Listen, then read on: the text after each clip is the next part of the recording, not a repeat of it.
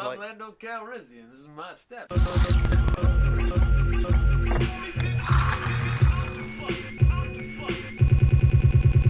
Alright, back with the podcast. I'm chilling with Ray and Kat. You know, we're out here. Paul Rodriguez, ruined skateboarding. Yeah, I don't know. We're all on the same page. You know, we're living life. I don't really know what else to do at this point. I got some questions. I'd like to answer them. Yeah, dude. Any shows coming up? You going to see any jam bands coming up soon? Yeah, so in the jam band community at the current moment, being an aficionado myself, I'm going to be at the Electric Factory down in Philadelphia. If anyone wants to come out and hang out, see the Disco Biscuits with me, the band is the Disco Biscuits, and they will be playing massive amounts of funk and awesome jams. Biscuits, dude. The Biscuits. Wait, and they're not from New Jersey, right? Sadly enough, they are all Ivy League graduates from the University of Pennsylvania. So they are a step above what you would call us regular Jersey I don't cats. know. I don't know what it is about Disco Biscuits, but something. I'm always like, oh, the band from New Jersey, but that's that's a false thought. Well, that's like not real. Well, that's because it sounds like and is a drug. Right. Disco Biscuit is a drug. Right. Well, true. It is Quaaludes, and it's what they called Quaaludes in the 1980s. The Disco Biscuits. Yeah, so I don't know. I don't know what the Jersey connection is there, but I got to get over that. It's Pennsylvania. It's because Jersey loves Quaaludes. drugs. all right, dude. All right, so have you been playing video games recently? Any video games? Yeah, I've been playing. You know, it's actually kind of funny.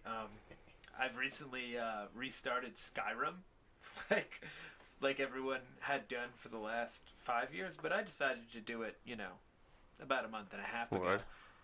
And, I've built my guy, and he's awesome. He is a one-handed swordsman and loves archery, basically trying to make my guy into Jon Snow as hard as humanly possible. Oh, dude, well, speaking of Snow, dude, I was going to be like, all right, So Game of Thrones, dude. I've been thinking there's so many like awesome stories that the viewers who will love the show now really would appreciate to see.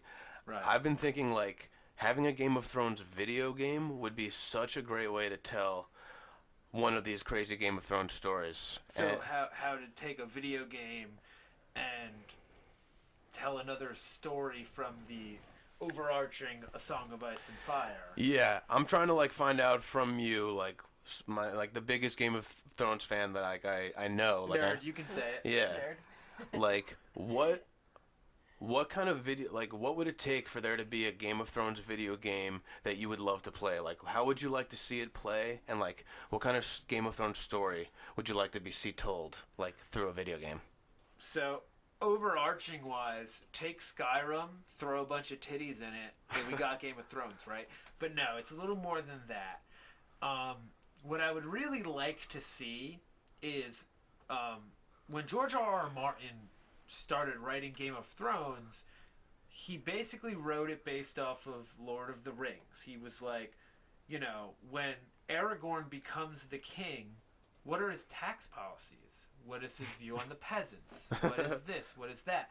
And that was his story behind that. And Robert Baratheon, the fat guy that, for people who don't know, the fat guy who sits on the throne in the beginning of the movie, in the shows, Robert Baratheon is his Aragorn. He already won the throne. He beat Middle-earth, a.k.a. he beat the Targaryens.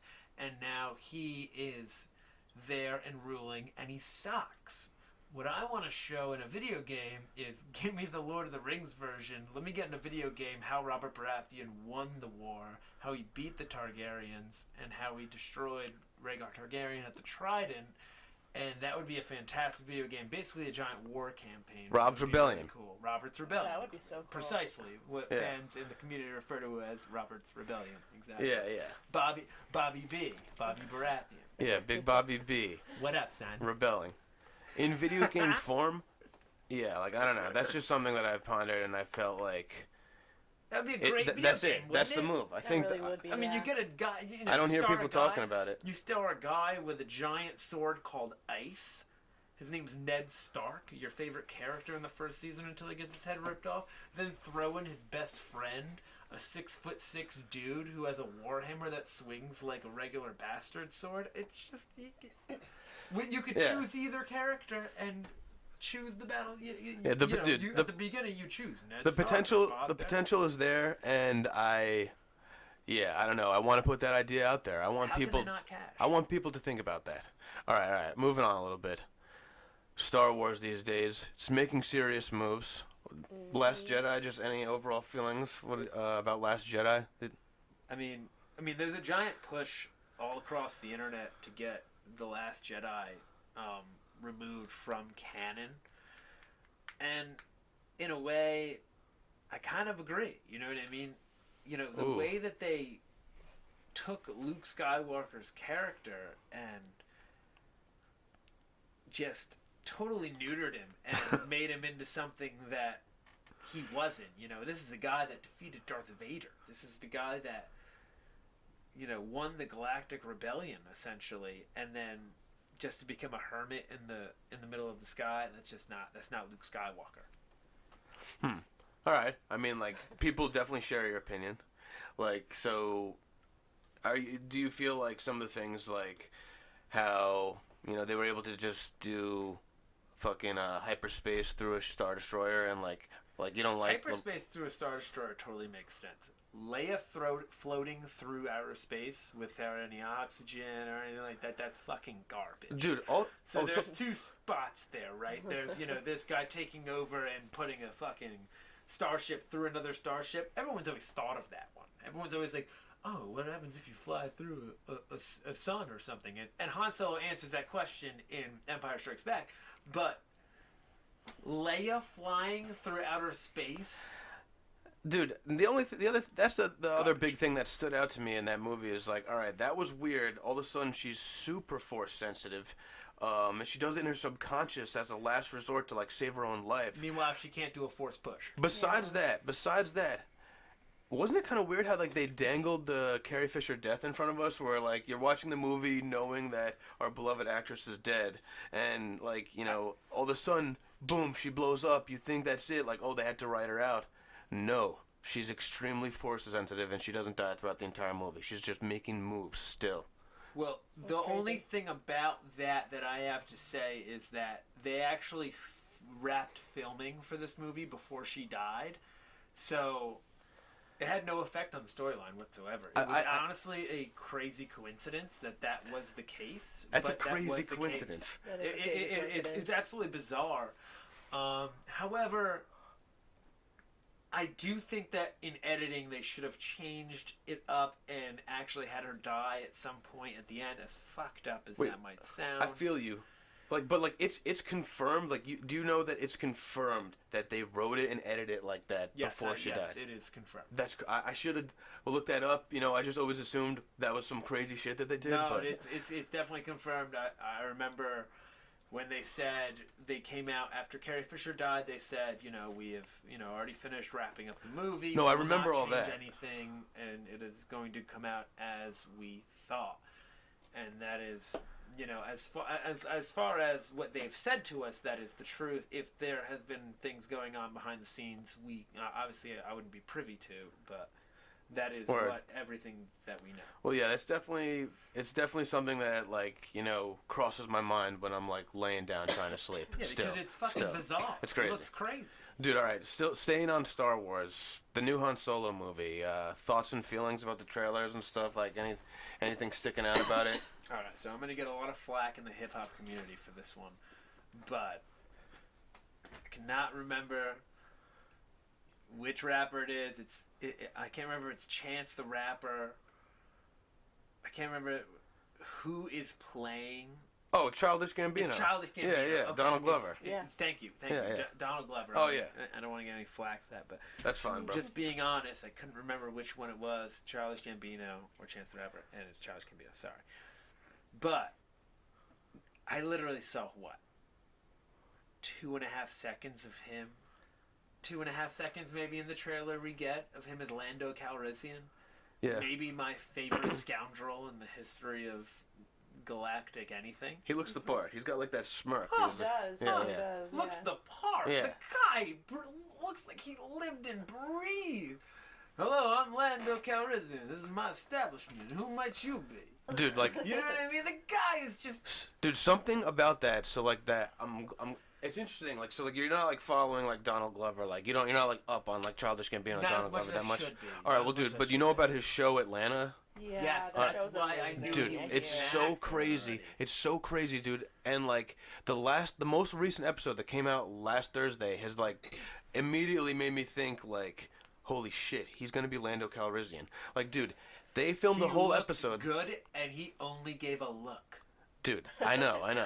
But dude, this whole episode they filmed where like one of the characters like he goes to this Craigslist offer to like buy a piano from a house and like, did you see this? I did not know. Dude, and like he gets to the house and Donald Glover is in character playing this guy, this old like creepy ass dude who lives in the house alone, and he's playing all these like games with him, like he's acting like his brother Hello, is I'm like, Lando Calrissian. This is my establishment. dude, yeah. But dude, yeah, he's so in character, and it's like He nailed like a similar character. You're saying? no, I'm just saying like Atlanta is a funny ass show, and then all of a sudden they hit you with this literally horror episode. It's a horror episode, Oh. and like the main villain is Donald Glover in crazy character. Like he's pale as fuck. So it shows his Like, range as an actor. you're yeah, saying. and like That's weird. I apparently, feel like he's great at everything he does. dude, to he's be honest. nuts. He's like phenomenal. He's totally nuts. I love him. But like apparently he was like in character for 5 days or something before like doing that shit. I don't know. Well, no, that's like a method actor. Method actors are a Right. serious, are seriously important to film. Like he totally did that shit, and after I watched it, I'm just like, holy shit, he's gonna be in Star Wars. Dude, he sold me on a single look. They pencil a mustache. I mean, obviously, they probably put a real one on. Yeah. But it looks like they penciled a mustache on this guy's fucking upper lip. And he's just staring at the Millennium Falcon like his dick's about to pop out of his pants. Yeah. And I'm looking at that and I'm like, that's Lando. Yeah. My name's Lando Calrissian. Who might you be? The mustache. That's all I gotta say. They got dude. the mustache right. Dude, they got the mustache right. It's not a Jerry curl, but they poof out his hair enough. It's It's they did it. Listen, I'm more. Listen, all right. On a more serious note, this is the quickest a Star Wars movie has ever come out, so I'm concerned about that. They should have.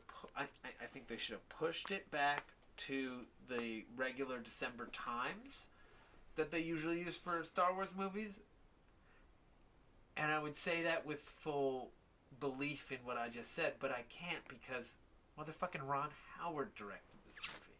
And I know he came in the middle of the project, RH. but it's motherfucking Ron Howard who directed this movie. We're not talking about some guy, we're not talking about J.J. Abrams. We're talking about Richie Cunningham, bro. That's what We're we're talking about motherfucking Richie Cunningham, Yeah. a.k.a. the Fonz slapstick. beautiful, dude. The Fonz would slap him around a little bit. He learned how to direct that way. The man Hey, has I our wanna- trust. He's not gonna let us down at this point in the game. You know, he's a sure thing. He's a sure thing. Hey, I want you to do it directing this way. Hey, why don't you stop that and do it this way instead? So he was taught by the best. All That's I right. gotta say. All right, staying on Star Wars a little bit, little different way though. Drop it for me, baby. Dude, pod racers, you are one of the most you are the most skilled pod racer player I've ever seen in person. Like you don't play for you. Self-proclaimed number one all time. How do you feel about it still, bro? Like when was the last time you played? Are you interested in possibly trying to beat some high scores on stream in the future? Twitch.tv/papaGansley. What do you feel about that? Well, last time I had played Pod Racer, we had looked up speed times on YouTube, and it was a couple years ago. So it was before we had really gotten into the Twitch scene or anything like that, and I had beaten most of them, if I recall correctly, right? There was a lot of the videos that we found, yeah, but then we did find some videos that were like better than you in like a little bit. Like you were kind of no, shocked no. that There like was definitely certain it was out videos, there. and I was shocked by it because I don't know anyone who had memorized the courses the way that I did and went to use the C buttons. And this is a Nintendo 64 system, by the way, so you got C buttons. It's not a stick. Yeah, but dude, Your like second stick is for directional buttons, and so your precision with the boost in that game is just like, first of all, the boost is so hard to use because you have to like hold forward and then tap A at the perfect time. I always sucked at that, but then when it propels you so quickly, you're just threading the needle well, still. you have to like, be able to push forward on the joystick and turn at the same time. So that's what it's all about. So even when you're doing turns, you're still directionally forward as well. And that's what lets you build up the ability to boost, and then you double tap A, and boom, you smash forward. And if you're me, you're using Sebulba every time. That's why I use Sebulba. I teach them the way. We played the other day. Literally, I played for a hot second. John Dolphin pulled out Pod Racers, and he was like, "Who do I use?" I was like, "Sebulba." Sebulba every time. Yeah. And the most important thing about the game, and I think that the reason why the game should still be played, is because you will never play another game in your life that says you're going 800 miles an hour It's a beautiful and touch. feels like you're going 800 miles an hour. You actually feel like you're going 800 miles an hour. And I don't care if it's in 64-bit processing graphics or whatever. It literally feels like you're going 800 miles an hour, and you'd be hard pressed to find another game that does it. Yeah, it's a beautiful thing, dude. I gotta get you back on. Like, the other thing I was gonna say about when we played a year ago, like, you hadn't played in like a solid like year or two, and then we just pulled it out one day, and you were getting personal bests. It's muscle memory. Like, yeah, It's muscle memory. Because I had all the personal bests on your cartridge already. Yeah. And then I had beaten them the next time I came back around. That's amazing. dude, the potential for the Twitch is there, bro. Like my Twitch boys, bro, they like the Star Fox, they like the N64 shit.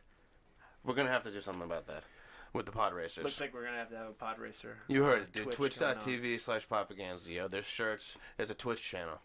All right. One more thing though. Anime. You don't like watch a lot of anime. You're not a huge anime guy, but you're rewatching Gundam Wing recently. Currently rewatching Gundam Wing. Gotta say, just wild beat communication. Real Just quick. one beat communication. Dude. But yeah, Mobile Suit Gundam Wing is just, it's just one of the greats. I just recently watched Ready Player One. I read the book. Ernest Cline, hats off, guy's a fucking genius. He made a great fucking book. And then you get Steven Spielberg to make the movie, and it's beautiful. It was a beautiful movie, and instead of all the 80s stuff they put in the book, instead in the movie, they decided that they would make a more broad spectrum. And spoiler alert, there's Gundam involved in the movie, and it got me so jacked up that I had to rewatch the Gundam Wing series. Yeah. That sounds beautiful. That sounds beautiful, bro. So jacked up. I mean, watching the guy just like sitting there and just go, I choose Mobile Suit Gundam. Not to sound racist when I say, but yes, it was just like this like overawing experience. I watched that and I was like, oh my god! And I reran like all the Toonami in my head at once. All the nostalgia Toonami came into my head at one time. And I was like, Dragon Ball Z. Oh man, Gundam. And I just was like, I need to rewatch Gundam. Dude, and I started watching. That's what I'm talking about, cause like that's like what I'm addicted to. That fucking nostalgia Toonami trigger, bro. Like as soon as you hit Give me that little dude in the oh my helmet. god, yes. Give me that little dude in the helmet all day. Dude, yeah. Oh my god, Tom, bro. Like he tickles my fancy. Tom does. Like, it's I don't know what else to say about that shit.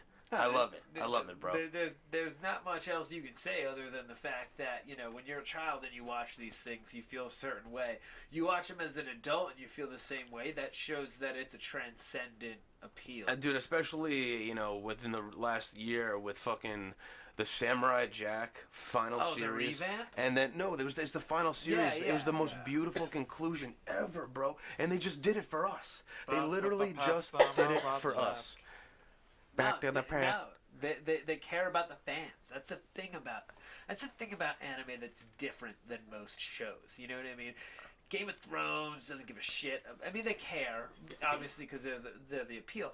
But anime shows know that every single thing that they have hangs on the fan base. You know what I mean? The fan base it's just so unique. Like, it's just its own, it's so key. It's different for a TV show. Like, it's not. Yeah. You don't just tune no other shows really have that. Tune in to Samurai Jack because you heard it was coming out. No, but then you tune in to Samurai Jack because you're a Samurai Jack fan. Right. You know what I mean? But dude, Dragon Ball Super literally did the same thing where Love Beerus, by the way. He's a phenomenal character. Love First of all, Beerus. Dragon Ball Super is a bit like I love it, but it's a bit of a taboo topic for me right now because everybody and their mother didn't wait for the dub. And I can't get, I can watch in Japanese, bro. I've watched tons of anime in Japanese. Me too. But dude, it's those voice actors, bro. I watch English shows in subtitles. Yeah. Dude, I watched 13 Reasons, or not 13 Reasons, Remind. Have you seen that on No. Netflix original Remind? with It's on my list. dude, you gotta watch it, bro. It's like Yeah. these 13 girls, Japanese schoolgirls. They show up in a room. They're fucking tied to these chairs. Oh my Sailor god! Moon? I really want to. No, it's not Sailor So Moon. I'm just being funny. They have no Yeah. idea how they got there, and like you know, they're slowly disappearing, and they gotta figure out how the fuck they got should there. watch that. It's interesting, and I sounds watched the good. whole thing in a day, and I don't regret it for a second. Sailor Jupiter is the reason. So, Sailor Mars, all the Jupiter way. for bro. life. Oh my Short-haired beauty. That short-haired beauty. Sailor Mars is a special place in my heart, dude.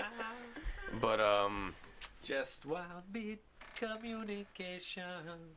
But yeah, dude. Yeah, Dragon Ball Super. That's how I feel about Dragon Ball Super right now. Where so as I'm watching these episodes, I'm just like, they did it for us, dude. Like, Well, yeah, thank 'cause you. they're also keeping a lot. Sorry to cut you off, No. but they're also keeping a lot of the same characters. Well, it's the You know same what I mean? characters, it's the same voice actors. It takes place right after Dragon Ball Z was over. You know, it just picks up the story. It's just another day in their lives. Right away. It's so organic, bro. But at the same time, Dragon Ball Super has these little things that are they're thrown in there for the fan. Like, it's just a little fucking reference here and there, just to sometimes they'll play with oh, is this gonna take forever? Or there's one point where they finally confront one of the newest, toughest villains, and Vegeta's just fuck it, I'm fighting first. He gets up there and the guy's yo, you're just so I get to fight you first? You're just the coming attraction? And Vegeta's just I'm not the coming attraction. I'm the main character of this show. And I was just oh, no, he is. It's so beautiful. Dude, oh my god. It's amazing what's happening. It's amazing what they're doing, bro. Well, And Sounds so cool. dude, it's for people like us. One of the other things about Dragon Ball Super that I really loved is when they were talking about how Lord Beerus is the one that made Frieza destroy the Saiyan planet. He was there the whole fucking Lord time, Beerus bro. is the reason why all of it happened in the first place. It's just so Are you tight in. fucking kidding me? Dude, Lord Beerus is the I fell in love with that character immediately. Dude, the dynamic between him and Goku is amazing. It's how do you throw another badass person who oversaw Frieza, but also is obsessed with Goku's power, but wants to fight with him, but isn't Vegeta? Boom. The They fucking figured god it of this out. universe. The god of this universe. That's who wants to chill, bro. That's It's the guy. Yeah. You want to be a Saiyan god? You get blue hair? I got your back. I'll teach you Dude. how. You just gotta fight me until the death and not realize that you're fighting me till the death to figure it out. Oh my god, bro. It's dude. So good, dude. And- Dude, Beerus is a grade A character in in anime. I have to say, Dude, because Dude, it's beautiful how, like, you know, he dreams of this crazy fighter. He finds Goku. He acts like he's gonna kill him, and then, like, you know, he's just toying him along. And, like, that's how, like, you know, the show starts off. But, like, it quickly, like, changes into, like, you know, this guy loves Goku. He's just like, holy shit, how is Goku this powerful? He's just hungry. He just wants, and he just wants to hang out with Goku and see what Goku does, because he's never been so amazed in his life. There's one point where they go to another universe and they find, you know, the Master Kai equivalent, like the Kai of that universe. The one that I walked in on you the other day. Yeah, Zamasu, bro. Yeah. So, like, and, you know, Goku's like, hears that Zamasu is this crazy fighter. He wants to fight him, and Zamasu is like, are you kidding me? I'm not going to fight, like, this mortal Saiyan. Like, dude, I'm a deity. Like, this is totally below me. And then... but wait, there's more. But no, then Beerus is just like, go ahead and do it. And don't hold anything back. And they're like, what? Like, don't hold anything back. He's like, why? Like, why would I not hold anything back in this fight? Like, I'm so outclassing him right now. And Beerus goes, if you hold back, you could die. Like, you're probably gonna die. And I'm just like, that's Goku's boy. He's hyping up Goku in another fucking universe to the gods of that universe. It's like, bro, that. And the amazing part is that this is a guy who originally was just fighting Goku. Yeah. You know what I mean? Goku ends up becoming so strong that he ends up being quasi equals with this guy. You know, equals adjacent to this guy. Right. And that's something that they did there that tweaks you from the whole, you know, you have to get into 3 different forms before you defeat the enemy. You know, boom, and then the enemy's defeated and it's over. You know, this guy was a guy that added real gumption to the storyline, because, you know, he wasn't just some guy that you got to Super Saiyan 3, then 4, then 5, and then once you got to 5, you defeated him.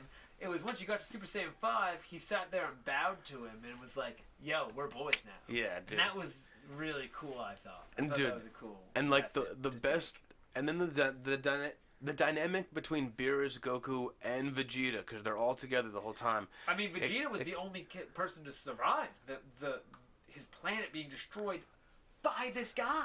Right. But I'm just talking about, like, how they hang out now. Like, it's just seeing how Beerus thought he was the most powerful person in that universe, and then he met Goku. But then Goku's chilling with this other guy who's basically just as powerful as him, who's trying to, like, surpass Goku. But Beerus is trying to surpass Goku now, and they're all just kind of chilling, like, you know, they're all kind of, like, learning from each other, but, like, they're just boys, bro. They're shooting the shit at this point. Like, they're beyond casual. It's just, I don't know. It's a beautiful thing. It really is. It really is. They did a remarkable thing with that show, and a lot of it has to do with what we're talking about, is the tethering to the fans and how anime does that better than anything else. Yeah, and it really does. It's got me so hyped to make more podcasts, to go to some conventions in the future, and just, you know, be doing this thing, bro. Watching this shit, talking about it, making it happen, bro. It's gonna happen, baby. Dude, follow the podcast on Twitter. Follow Ray and Cat on Twitter. Woo. This is another one in the books, yo. Peace. Bye, guys. Holla.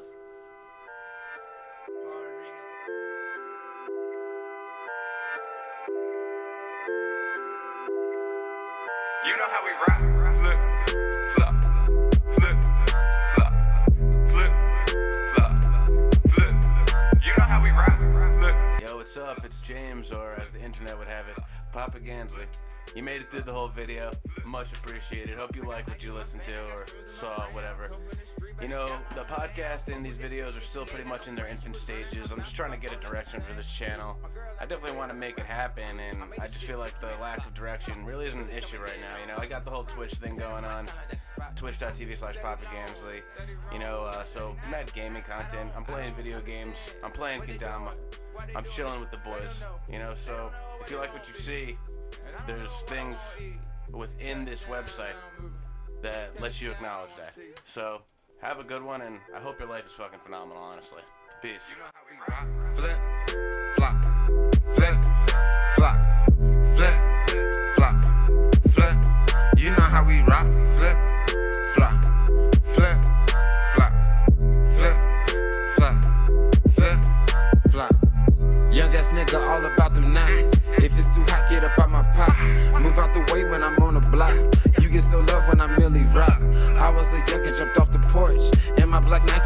flip-flops. Bitch on my dick, she see me saucing. VVS, diamond choker blinded. I've been getting money, I've been grinding.